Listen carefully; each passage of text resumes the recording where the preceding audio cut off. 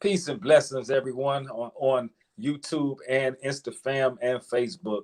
Welcome to another hour and episode with New Order's own, the National Chief Strategist, the incomparable Red Fidel. And this is Do the Knowledge Radio, and what we like to call ourselves is New Order's own Dream Team. Today, we have a very special guest with us. We have someone who's not only a guest, but also his family.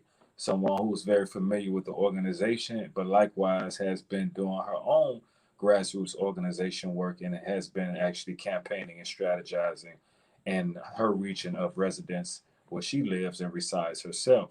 So we felt it only appropriate to bring her on board to, get you all familiar with her because I'm pretty sure her name is definitely going to become knows, especially in the part of let's say the country where she's at herself, and hopefully nationally. So I give you none other than Tracey Williams, who is definitely a family, and also she resides in Oxford, Mississippi, and I won't kind of like spoil the moment for her. I'm gonna let her pretty much tell you a little bit about herself. So Tracey, our viewers, our listeners, I mean, definitely enlighten them as to who you are and how you found out about the organization. Hi, everyone. My name is Tracey Williams. I am from Oxford, Mississippi. I found out about New Order organization. It was back in 2014, if I can recollect my thoughts, 2014. Uh, Started with a town hall meeting that was held in Oxford.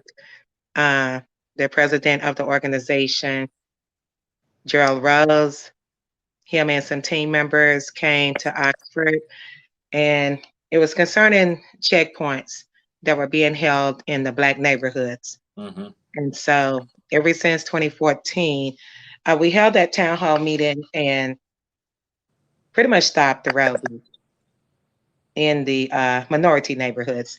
And so, I have been very vocal and active ever since.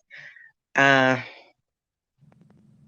just to give a little bit more of a brief introduction of me, I am an advocate for Oxford, Mississippi. I'm involved in various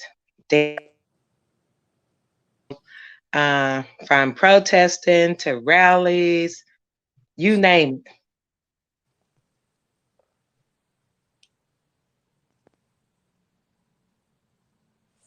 I can't hear you. Can you hear me? Yes, I can hear you. Oh, you went out for a second. Now you said you stopped off. You said you're involved in protests, from protests to rallies, and what did you say after that? I said, you name it, I Excuse me. claim it. Got you. Got you. So Oxford, Mississippi. That's definitely someone I haven't had. Someplace I haven't had the chance of visiting or ever seeing, but I've kind of heard the name before. Just in Oxford, Mississippi. Well, let me rewind for a moment. You said you came across the organization through Gerald when he came up there at that time. What was taking place in Mississippi, or the climate of Mississippi, to have New Order come down at that time? What was going on?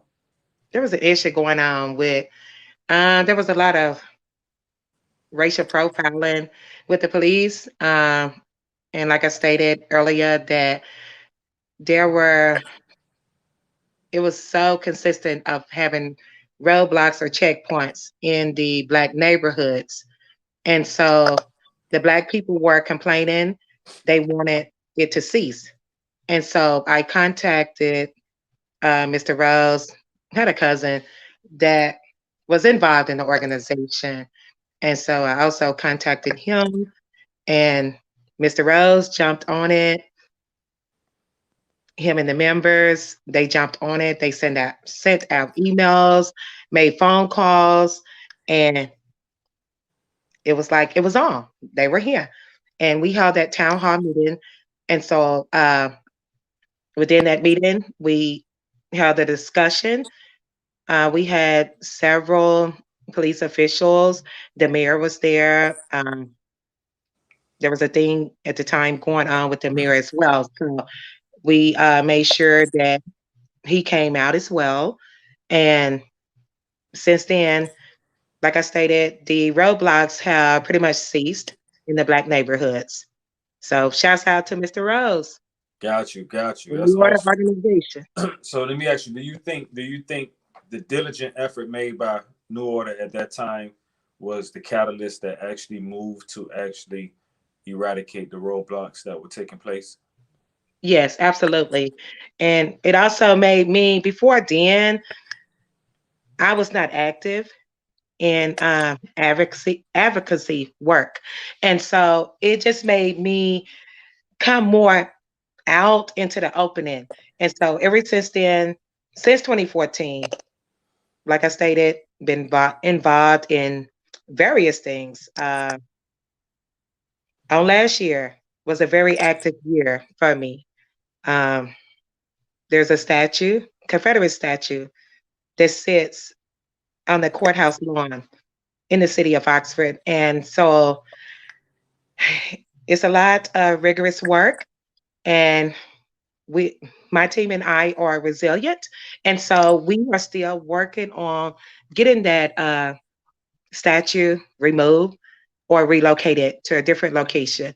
And on last year, in the middle of a pandemic, even with the incident that went on with the George Floyd incident, I decided to bring the Black Lives Matter movement to Oxford. And so I held a rally as well as a march and just been going. I mean, I'm just like the Energizer Bunny Rabbit, just keep going. Got you, got you. Mhm. Now let me ask you: in places like Oxford, now are you from there? Are you from Oxford? I am. Okay, so let me ask you. So since you're from that, I mean, obviously you grew up there, and I'm from the South too. I'm from, I guess I would call it the real deep South because I'm from Miami, Florida. Can't get no really bottom of the map than that. So I look at that, and just the stigma that has played with, like, people who are not from Mississippi. All the moves that we saw dealing with Mississippi always was very high in racism or something dealing with lynching or something of that sort, or it just kind of always, it always kind of pictured and painted Mississippi, places like Mississippi, Louisiana, all that is very high in the racial disparity. Right. You know what I'm saying? The Because racism. Oxford is a town.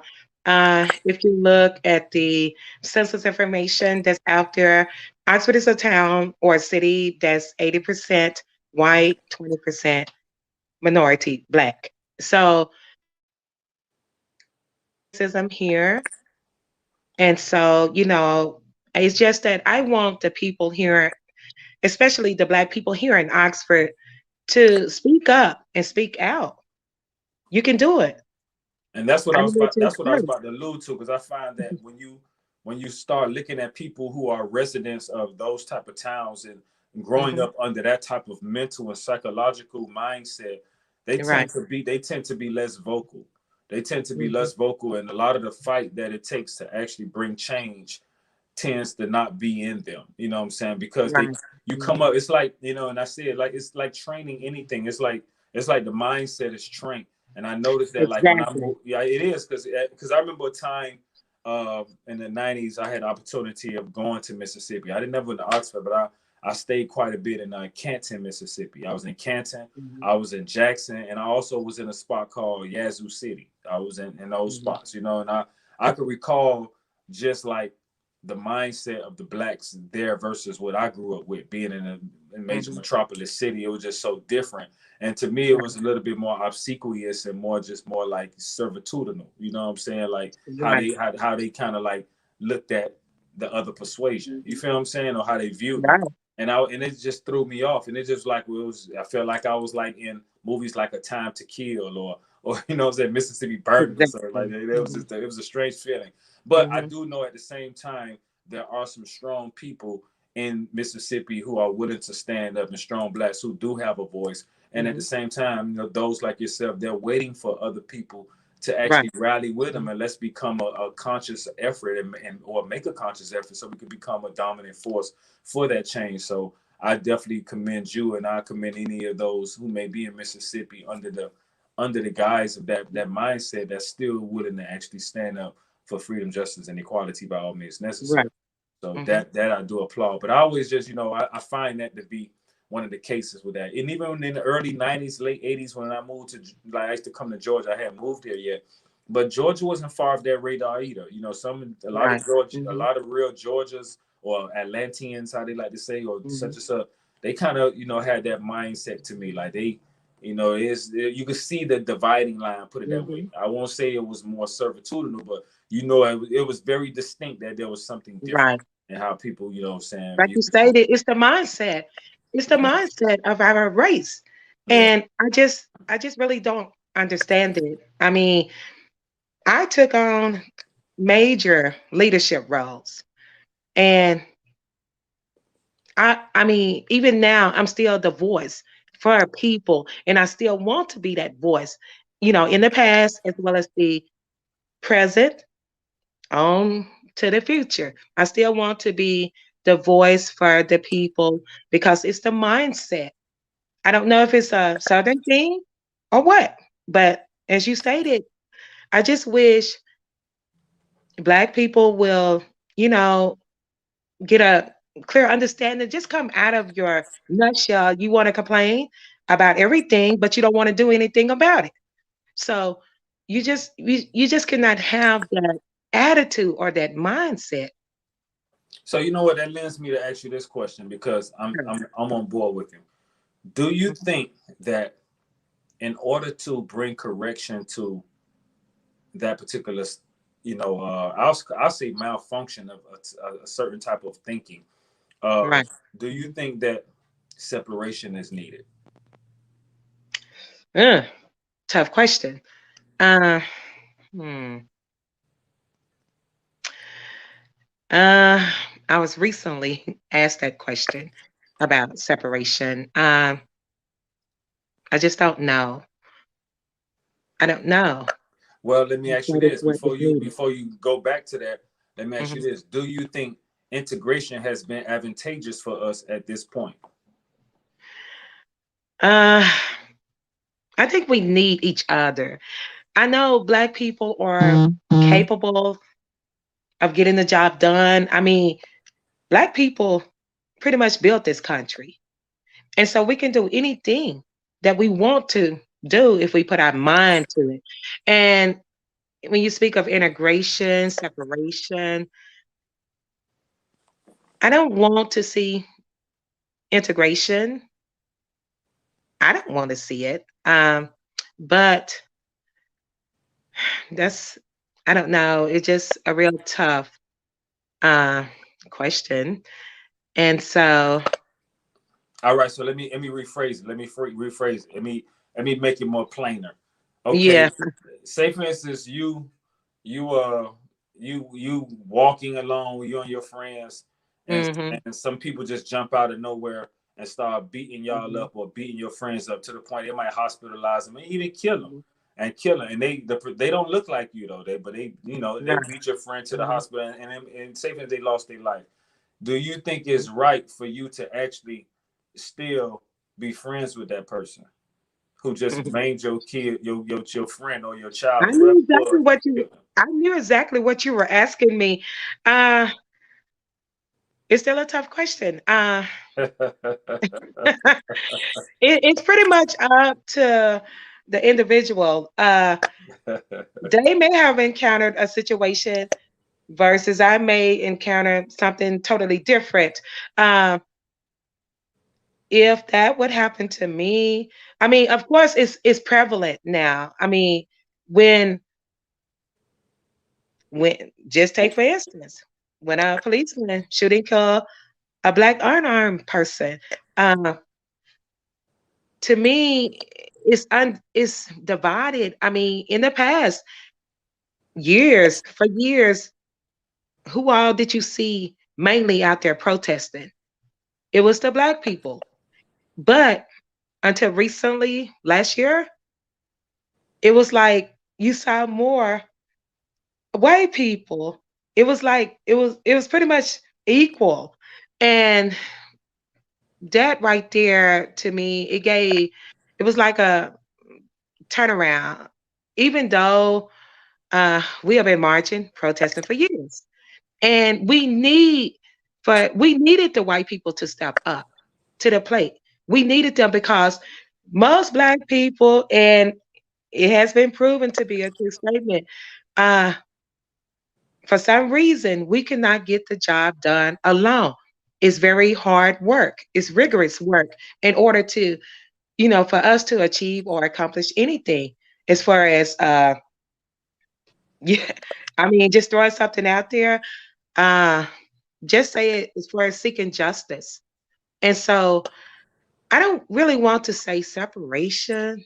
I just, I just don't. Well, Mm. and I get that, because I know sometimes that Mhm. word kind of can be a little hard on people, Yeah. because I Mm. because with separation, to me, I kind of runs parallel with segregation. So a lot of times Right. people Hmm. think of separation, think of segregation. That's why I didn't say segregation, because Right. segregation has more of a Hmm. negative connotation. Right. Separate something, to me, is like, it's honestly like washing clothes. You separate the colors from the whites, right? Right. You Right. separate such and Hmm. such. So if you ain't washing the colors with the whites, anybody talking about the clothes are practicing Right. racism. The Hmm. clothes not practicing racism. You understand that you need to wash the whites with the whites and the colors with the colors Right. for them to Hmm. retain their natural color. So the thing is, and don't get me wrong, I'm not trying to hit you with questions, but this conversation, actually, when you started off, you really made me start thinking, and I figured that you and I can really talk on some in-depth situations Hmm. versus just superfluously speaking.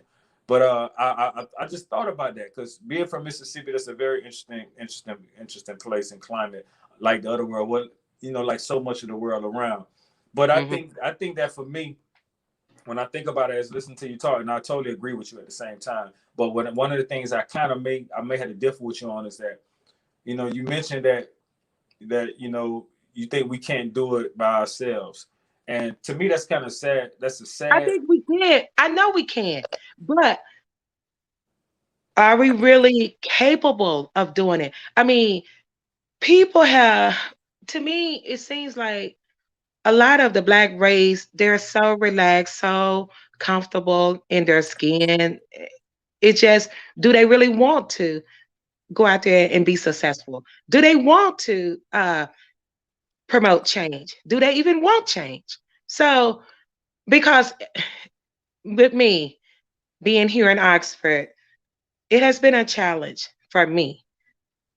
And people call me all the time. They reach out to me and say, "Hey, Tracy, I need your help. Need your help on this, need your help on that." Okay.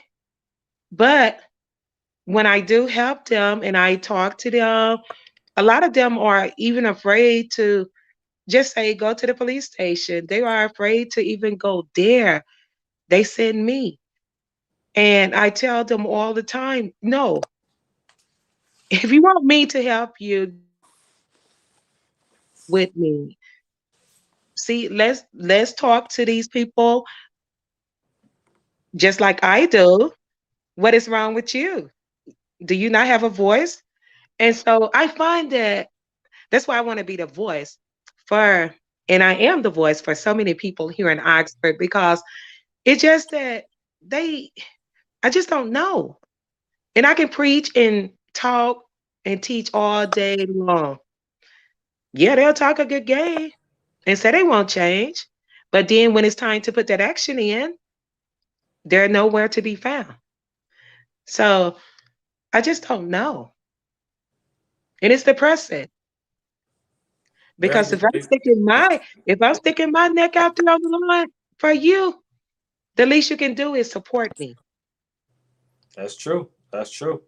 But it's like, I don't know. It's a very difficult situation, It because is. I related Mhm. to, at the end of the day, when we think about it on a deeper level, and I honestly, I didn't surmise this conversation to go into this direction, but I Right. guess that's what Mhm. spirit is taking us, so we just gonna vibe with it. Because I want to talk about something else too. I want to talk about kind of like currently what's going on with the Floyd case, and hearing a little bit, just if you know any little bit about it, but we'll get into it. But I just, I'm one. So for those viewing and listening, let me make this side note. I don't really have. I stand in the place of neutrality. I like to actually Mhm. provoke thought. So I ask questions that many may be thinking but won't say. And many say and don't even think about the stuff that they're saying. So these questions I'm saying, they're mainly just questions to provoke thought and get us to thinking and getting us to actually having conversation. Because I believe that it's moments like this where we need to now start creating think tanks. We don't have time to just come together and just be talking and doing all that. No, this need to be a session to think and leave each conversation with a jewel that was given, something that we could take back and we could build upon.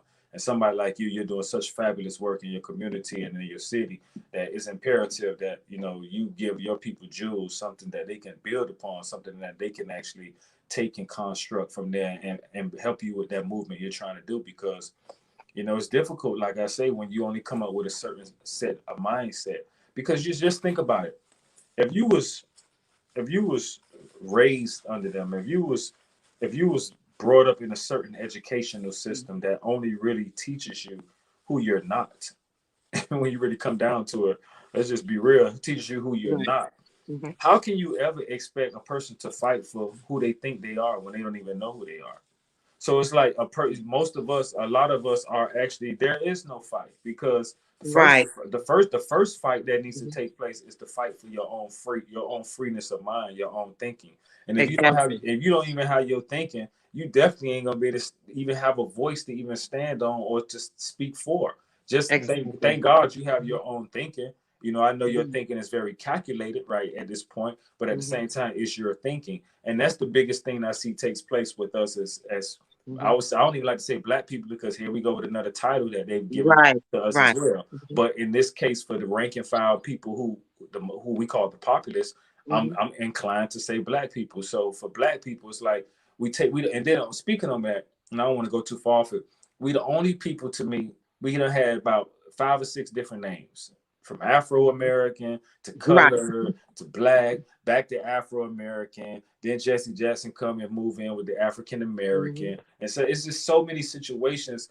We don't even know the nationality. You know what I'm saying? Everybody ain't come over in the Myafa, and everybody ain't come over on no boat. We've been here already. A lot of us been here already. So I just say that to say that when I was asked the question about the separation before, separating, I did the same thing. I was like, wow, that's a great question.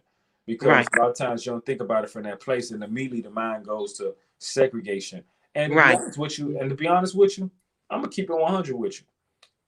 Segregation and separation, to me, they kind of run in line the same. I mean, because if you segregate something, you separate that. If you look in the thesaurus, thesaurus, you're probably going to find separation and segregation as synonyms. You know what I'm saying? So they both really saying the same thing. It's just one was used so negatively throughout history that you denote it to be that. You know what I'm saying? So, but I say this, I truly feel like, there can be I would say a integration of the people and be successful. But first, before that happens, the one people have to have time to themselves to heal. You know what I'm saying? Like we and what I was gonna say when you mentioned that, Blacks, kind of you don't think, you felt like we couldn't do it by ourselves, and then you clarified what you meant by that. But what I was thinking when you said it initially is that, that's sad, because every other race does it by themselves. Now they do business with everybody else. And I don't even want to say race, but every other ethnic or nationality does it by themselves. But they just do business and commerce with everyone, but they build on their own and they circulate their dollar with their own self. We don't do that. Prior to us becoming integrated, prior to us losing stuff like Black Wall Street, prior to us actually having to deal with each other. Because I remember a time we could go next door and ask each other for sugar or salt. Hey, my mama said, y'all got some eggs? And, now you don't even know your neighbor. You know what I'm saying? It was commonplace to go ask for some bread if you ain't got it. You know what I'm saying? Like, we was a village. And now it was like, we're enemies now. And the enemies that, to me, came about from an integration that brought on assimilation, because now you start to take on the traits and mentality of truly, and I have to say this, and I say this with modesty but fact, of your overt and apparent enemy. I mean, that's just what it is. You know what I'm saying? Anybody that teaches you to really subconsciously hate yourself, and promulgate and perpetuate that for hundreds of years, this is your open enemy. You know what I'm saying? Period. You know what I'm saying? So I just feel, in reality, a lot of times that we need time to ourselves, but I really feel like that's not going to happen now. I think that we're too far gone, and that too many Black people, they done drank the Kool-Aid. You know what I'm saying? Exactly. They don't drink the Kool-Aid. So, you know, Exactly. you'll spend your life, the sad Mhm. reality is you'll spend your life voicing and fighting for a people that really they ain't got no fight for themselves. So you Exactly. fighting your Mhm. fight, they fight, their uncle fight, they Mhm. baby fight, their mama fight. Where your fight? You ain't got nothing Right. for you no more. You know what I'm saying? Right. So Right. it's like, you know, it's crazy how Mhm. Harriet Tubman say, I could have freed so many more slaves if only they knew they were slaves. You know Exactly. what I'm saying? Exactly. It's just that Exactly. apparent. So us as activists, we had to really make some self examination. Like, you know, like the fire in us burns to do such and such, but damn, when are we gonna really come together? When are we gonna be like these other groups? When something happens to them, they all galvanize and amalgamate as a Right. people, and they Mhm. let you know that ain't gonna go down. You know what I'm saying? That's But just us, like that's just like if we're out there protesting. What happens after you're finished or you're done protesting? Then what? What happens right? afterwards? Nothing, So, because there's never a plan in place. There's never a exactly. true plan. You know, everything is for Mhm. the parade and the festival. We festive people. We love the Exactly. party part. But who gonna Mhm. who? But it's just like when you have a get together at the house. Everybody came to eat and party. But what happened? Who's gonna stay to help clean up? You know what I'm Right. saying? It's like Right. that. The cleanup is left to the people who actually cook the food. What about y'all who came Exactly. to eat? So it's Mhm. like nobody ever has a plan at the end of the day. I mean, Right. I love the Million Man March. I mean, when that went on, Mhm. it was a blessing to actually be living in that time and being a part of such a monumental moment. Mhm. But after that, a few weeks later, people went back to their lives, you know, because there's Right. no real Mhm. plan could be put in place when you're plugged into a system that continuously and is modified to work against your Mhm. natural nature. That's just what it is. Period. I You know what I'm concur. saying? You You're know what I'm right. saying? And that's people don't be want to. I don't think we really be want to subscribe to that because we feel we have to coexist in certain Exactly. situations. But at the end of the day, Mhm. if you true, you true. And you know, hopefully what we're talking about doesn't actually, you know, have any effect on what you're doing as well. I just want to hear your opinion because you right there on the front lines in a place that I'm pretty sure your grandparents and your mother them seen things that someone like myself coming from Miami, Florida would have Mhm. never seen or have heard about. Mhm. You know what I'm saying? So Yes. Mhm. other than through TV or other than through a good read or something like Right. that. So Mhm. I'm only kind of posing these questions, really just kind of like to pick your brain for somebody But who's the vast majority of these people here in Oxford know I am very transparent. So yeah, yeah, I definitely. can speak out about certain issues. And I mean, it is what it is. So overall, they do know I'm very diverse and transparent. That's good. That's really good. That's really Mhm. good. Have you ever faced any situations where you had opposition from the opposite persuasion during any of your movement or any rally that you might have been involved in?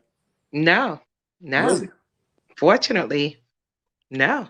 Did you get any pushback from you get who do you get more pushback from, whites or blacks in Oxford? The blacks. Really? Yes. Expound on that. Sad to say, but the rally, I mean, the ratio, if you look at the ratio, roughly 85%, maybe perhaps 90% white that was at the rally versus the blacks. So the blacks, I love my black people. Don't get me wrong, but they want to sit around and complain. But what are you doing? And that's the question that I constantly ask them.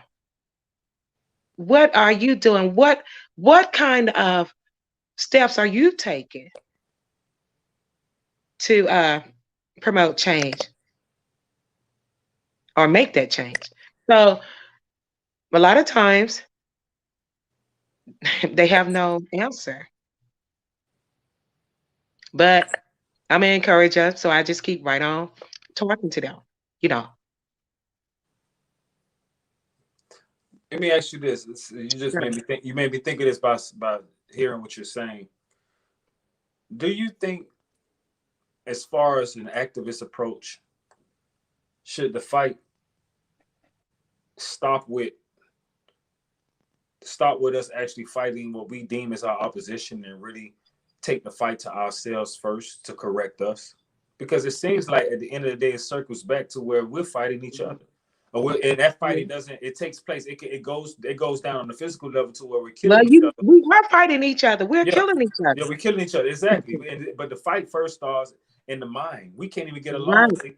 Case in point, the divorce rate is super high amongst us because we can't even coexist and cooperate together as man and woman together. So it's like, it seems like the first fight we need to do is to fight the enemy within and to fight the thing that's keeping us apart. Because if we can't stay together, then there's no way we as a people are going to be able to actually be efficacious in this fight that we call a movement on any level. Because I really study activism. You know, I've studied it from a few people, from down as far as Marcus Mosiah Garvey up to now. And sadly, it seems like the implosion or the downfall of a lot of organizations, past and present, always ends with something that starts from within, or something that comes from without that was actually fueled by something that was within.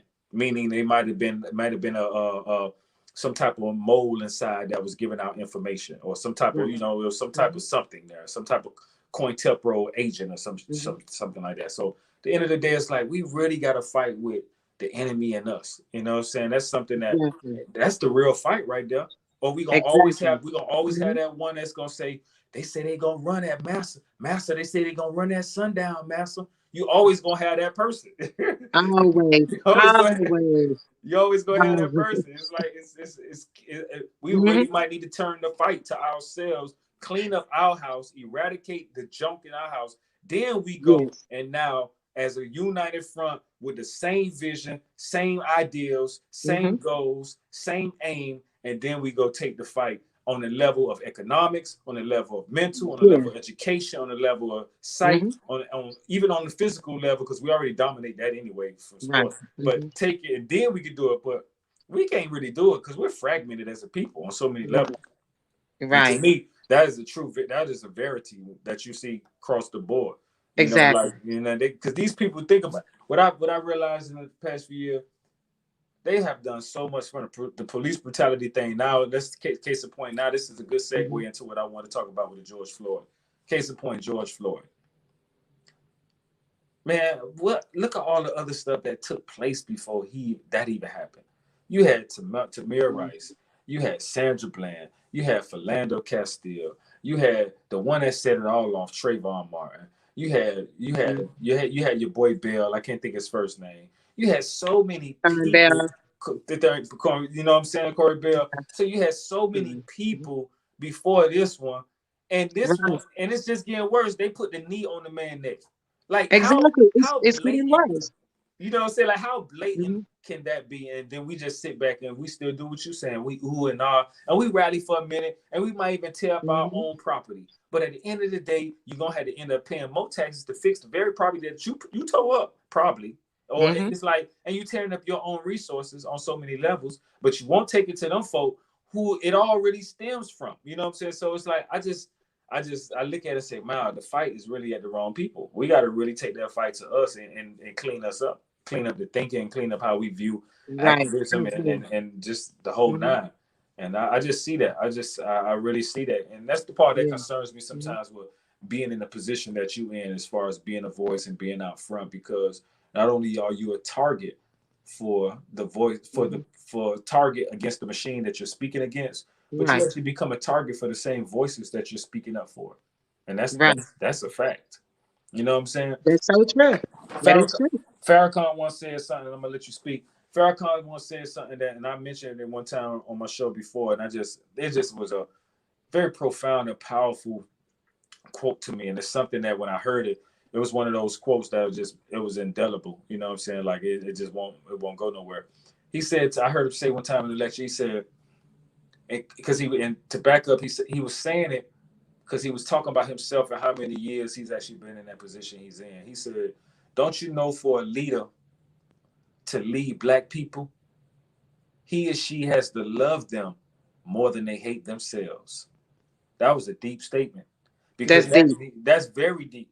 Because the level of hate that we have with ourselves and within ourselves, conscious and unconsciously, for a man or woman to lead you, their love for you has to surpass their own hate that you might not even know that's there. And that's a real leadership. Not many people can do that. You know what I'm Right. saying? When he said it, I was like, whoa. I caught it immediately when he said it. I was like, wow. Mhm. That is deep. Yeah. It's deep. Yeah. Yeah. Definitely. Mhm. So that's what I saw. I say that to you, black woman.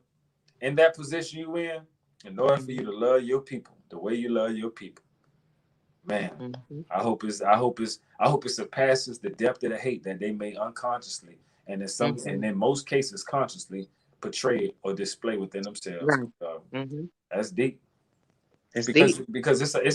this is a life mission. This is one of the ones where Right. you Mhm. actually are offering the most important thing that life can give you, and you know what that is? What? Your time. You can never get that Mhm. back ever. Exactly. You can get a car back, your bread, your money back, clothes. Mhm. But once you give that time, like this little time you and I on this a wrap. You ain't gonna ever see this time again. Right. That little part of your age right there, I just took that little bit of part of your age. You know what I'm saying? So every time you out there doing Yeah. something, you're giving time to something that we have to really Mhm. ask ourselves: is it worth it? Is it Yeah. effective? Is it effective? And is it going to be Mhm. something that ultimately helps the group as a I whole? pay attention to myself all the time. Yeah, All of the time. yeah, Is it even worth it? yeah, So, but we cannot give up. We must keep pushing, keep going. yeah. We Mhm. definitely got to keep on. I give Yeah. you that. I give you that. But we got to keep on. But we gotta change the strategy. Right. We got to change the Right. strategy. We got to change the format because they got that playbook already. Yeah. That's like two Super Bowl teams. The other coach, he Mhm. already know every play you about to run.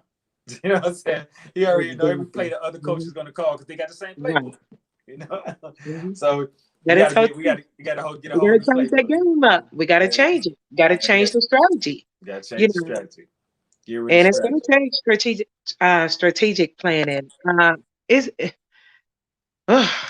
I mean, we're not trying to downplay our Black people, but it just I it's sad. I mean, I just don't know. I don't know. So but see that's the thing though. Like and again, I'm saying for all our viewers and listeners, this is a good Mhm. topic because a lot of times we talk about what we should be doing on so many levels, but a lot of times people don't really want to discuss Mhm. our shortcomings, our weaknesses, where we're broken and fragmented at. You know what I'm saying? We want to appear strong all the time, but if to have to appear strong means that you're already weak because you shouldn't have to appear strong. If you are strong, it exemplifies itself. You know what I'm saying? So those who trying to appear a particular way, that actually shows you that where they're weak at. You know what I'm saying? So I think for Mhm. us, it's like, damn, we got to really deal with these issues. It's like coming from a broken family. Yeah, it's time for y'all gonna have to go to counseling. Y'all gonna have to really sit down and see how we can Mhm. mend this family to bring it back together. And we are the black family. We are the melanated family, and we got to come together. At least in the United States of America, we have to do that. We have to be able to do that because it's just it's a reality that you know that this it's very Mhm. disparaging, like you said, and it's kind of sad a little bit because sometimes you Yeah. feel like the work you're Mhm. putting in, how effective is it when you see on the news more and more killings, more and more, and the sad Right. reality is us killing each other, and our youth are Mhm. really in so many cases out of control. So it seems, which I also Mhm. feel a lot of that is strategically planned because they're really controlling their mindsets at the same time too. Exactly. They're being attacked from a technological standpoint. Right. Theirs is so digitized that they really they ain't worried about people like me and you because we're gonna die off soon. You know what I'm saying? I mean Right. soon, probably 30, Mhm. 40 years from now, but we our leg going. They want our children and our children's children and all that. Right. They want them generations and they kind of got them locked in already. They kind of Right. locked in. So the talk of segregation or separation for them won't even be existent because they grow up amongst Exactly. the Mhm. amalgamation. You know what I'm saying? Right. They grow up with a cream of my coffee mentality. They don't want straight Right. coffee. You know what I'm saying? Mhm. So if Yeah. I'm making sense when I'm saying that, You are. yeah. So it's difficult Mhm. because when I talk to my kids and just to hear their mindset, I'm like, wow, I'm amazed at it. And it trips me out because I made it my business to set a foundation, an African standard foundation, and to see where the furtherance of their schooling has kind of like, smeared it or shook up some of the things that I might have taught them. But I don't try to coerce them no kind of way. I let them be them, because at the end of the day, it's my job to guide them, but they have to navigate, or their creator or their Godhead helps them navigate their own selves. But I can't govern their life, but I can tell them how I feel about certain things, and we could go from there. But yeah, it's interesting. It's an interesting situation. So New Order. To my understanding, you came to New Order. You got real busy because you're such a busy woman. I'm surprised we got you on here tonight. You almost ducked on me, but I had to really I had to throw that tie around you. Like, no, you can't leave me tonight. So, and now I hear that you're about to actually become active and part of the organization again. So, what is that true, or what we doing? What's going on? Yes, I am. Just I don't know about I'm trying to stay on the low, and build my way back up. So I'm back. Where were you when we was with the organization before that preceded me coming in? What were you? Were you just a active member, or did you actually have a staffing position? I did, and I'm trying to think. It was It was short lived. I didn't stay in the organization a long time. I'm trying to remember how long did I stay into the organization. I know maybe almost 2 years, and it was just that I love the organization. Don't get me wrong, but I had so many people here when I started doing things. Just doing something simple, stepping out there, helping someone, and it just kept building, going higher and higher. I found myself helping more and more people. And so I pretty much stepped out. I stepped out on faith. And like I stated, I'm resilient and I don't give up nor give in. So I just been going, and I felt, I don't know, I felt compelled about New Order, and I called Mr. Rose up and said, "Hey, I want to come back." And he was very ecstatic. And so here I am. I'm back. But I did carry on a role. I just cannot remember the name, the title of that role. It Gotcha. was something about in the, what was it? I'm thinking, hmm, the research department. Okay. We had a research department. So I think that's what it was, research. Something about the research department. So, but I'm back, and right now it's just been a member and just getting a feel. I just want to get that feel of being back in New Order.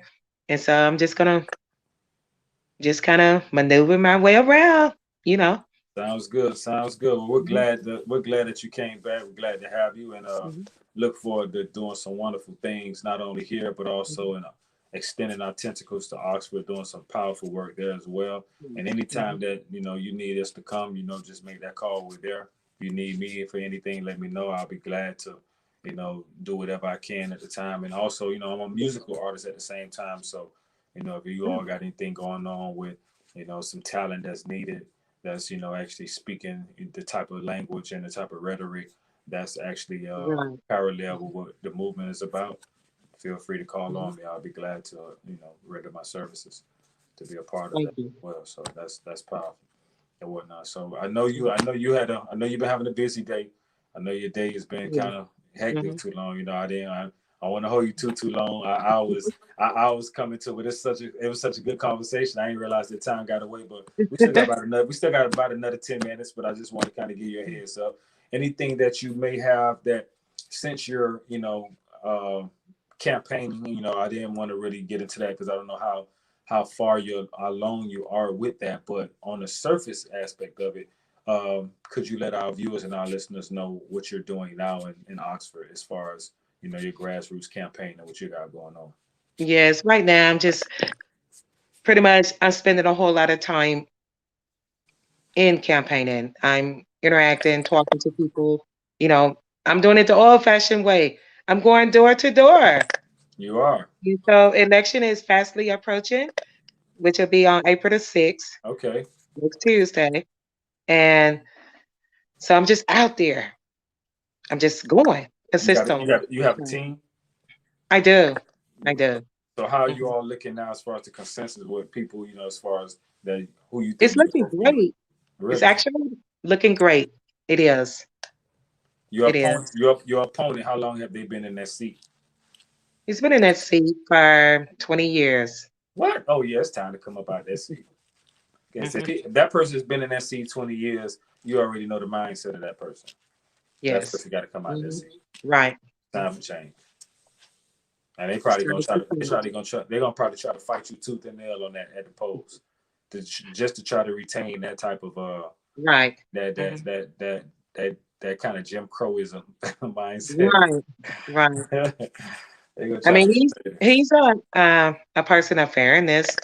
You know, I did hold a candid conversation with him, and not just going off into a lot of details, but one thing that stood out, he told me he marched, back in the 50s and the 60s, and was an activist as well. So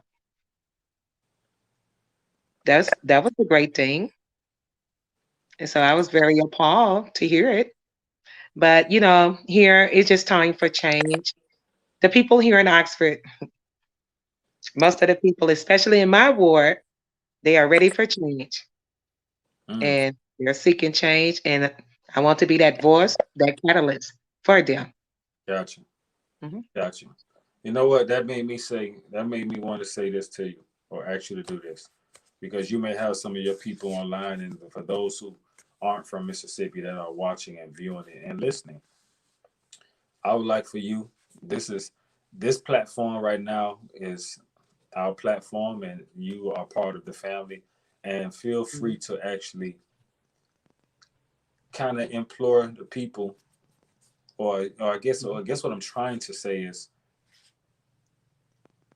this is your soapbox. That let the people know, those who may be in Mississippi to vote. Tell them why, and to some degree why we need this change, why you're the best candidate, and when you do win, what you plan to bring into action and how you plan to, make things better to the best of your ability for those in the constituents in your community. I mean, I think people really want to hear that. They need to know that. They need to know who they're Hmm. voting for. They need to know what they're Right. voting for at the same time, because I feel And like that's I feel why like I'm you're a going great door candidate. to door. Yeah. That is one of my main things. That is one of the main reasons why I'm going door to door. Is giving me the ability to interact with the people in my ward. It's time consuming. Yes, it is. Uh, you have some people that, I mean, there's people that I see, they may not ask questions. The next door, I may be in a conversation with them for 20 or 30 minutes. Right. Right. And so it's just that I'm telling them, I want to hear, my main thing is I want to hear what is it that you want? What is it? What kind of changes do you want to see to take place? Right. And Right. so Are I'm they getting some telling you very that when you go? Are interesting. people actually voicing their concerns and their problems to you? Oh yes. Oh Yeah. yes. Yes. They are. Now let me ask you this: other than black and white, what other minority groups are there? Because I know when I was in Mississippi at the time, I was surprisingly I didn't know y'all had so many like Indians there. Like it was Mm-hmm. like they ran the hotels and stuff like that. We used to be in and out of the hotel, and I was shocked to Yes. see so many Indians. I was And like, they where still did Indians do. come from? They So do. like, Oxford is very diverse. okay. Uh, Oxford is a well-known college town. So So how are you going to get some of those votes, or do you think those votes you're already counting those as votes that are going to go the other way or not for you? How is um, I've been knocking on Ward 5, which is my ward. Uh-huh. But there's a lot of college students in Ward 5. A lot. Some are registered to vote, here in Oxford, but whereas so many others are not registered, they're registered in their own hometown. So, but also Ward 5 is it may be a small ward, but there's a lot of people here. I mean, as far as the age, I mean, you have the elderly, you have the young folks. And see, the young people here, that's the good thing about Ward 5. It's a lot of local people here. And so they're ready. They are ready. They want to see change. Awesome. And so I think what I'm doing, I think what's going to happen, I'm going to pull a lot of the younger votes. Mm. Yes. And that is who I'm targeting, the younger people. Mm. If you do that, you on the right track and the right path with that. Mhm. 'Cause Mhm. that's the true future right there. Yes. If you can win the psyche and mindset of the youth, then you definitely Mhm. chiming into a frequency Right. that's Mhm. powerful. Right. That's good. That's good to hear. That's very good to hear. Mhm. Well, sis, I definitely enjoyed you. You got anything you might want to say in some closing remarks as we bring this hour to a close? I just want to say, as far as the campaigning, the election, if anyone is online or anyone that may uh, see this, I want them to go out April the 6th at the conference center here in Oxford and vote Tracey Williams for Ward 5 Alderman. I do want to thank you, Red. Thank you. Thank Thank you, you. New I am Order. humbled. I am humbled. It was Namaste a to great you. conversation. Great conversation. I told you I just wanted to make it comfortable.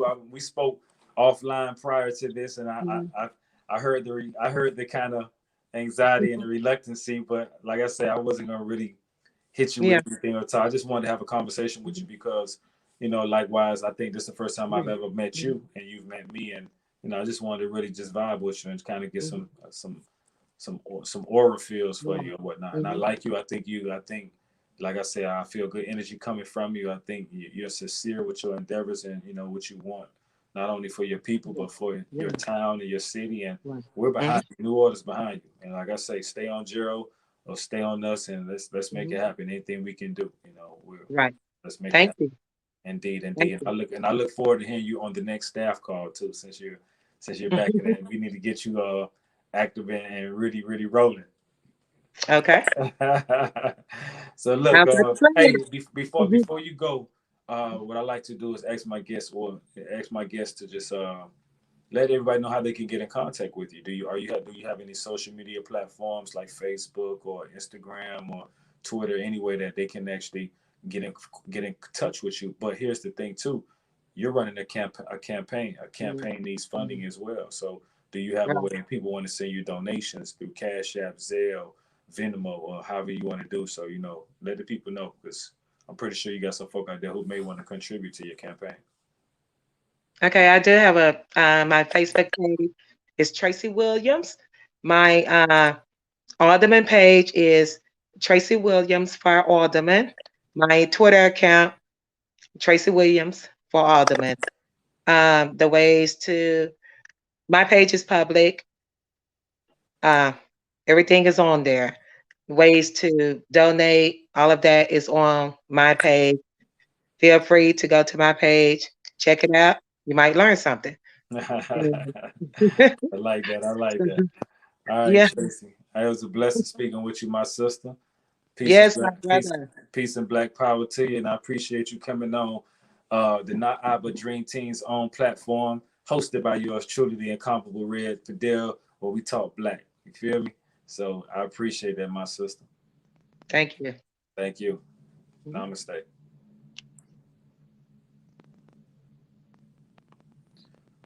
Well, this concludes another episode segment of the Not I But Dream Team's own hour, hosted by yours truly. And I just want to say that, a lot of times we bring We have conversations that can be uncomfortable as well as comfortable. And for me, I've just come to a place personally, whereas I want to talk about the uncomfortable things, and I want to talk about those things that are comfortable. But unfortunately, we live in a time where there are a lot of things that are uncomfortable that need to be dealt with in order for us to reach that place of comfort. And that comfort meaning a place of freedom, that comfort meaning a place of justice, and that comfort meaning a place of equality. We got to deal with ourselves. We got to look at each other in the mirror and look at the enemy within us a lot of times. And for those who are vibrating at a frequency, at a place where they actually exist in this state of felicity, I applaud you and I salute you. But there are many more of us who have yet to find that one true center with themselves, that one true place that will allow them to actually magnify and live a magnanimous mindset and lifestyle. And before we can have any change and expect any change from anyone, any system, any any uh, any community of opposing minds, we have to first be that change. And that's such a that's such a cliche to say that, but I guess it will continue to be a cliche until it's actually accomplished and it's actually done. So I leave you with the words again of the great Mother Moses. Could have freed a lot of slaves if only they knew they was slaves at first. Peace and blessings, y'all, from the incomparable Red Fidel, aka Red Carpet Red. Salute.